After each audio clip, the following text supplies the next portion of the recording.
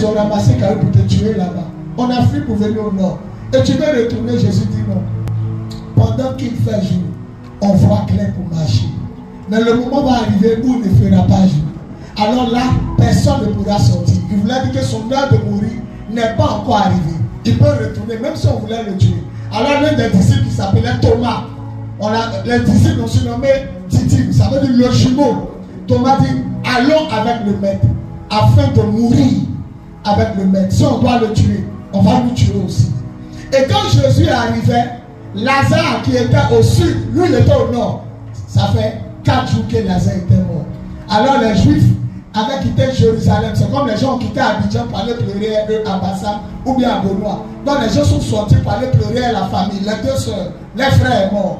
Et pendant que Jésus arrive, Lazare est mort, enterré depuis 4 jours. Chez les Juifs, on enterre les gens dans les grottes.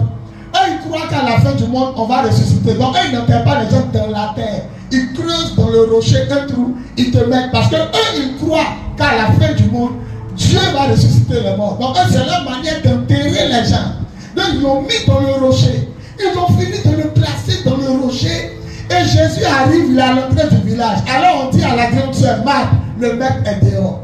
Et quoi elle arrive? Elle dit, Seigneur, si tu étais là, mon frère le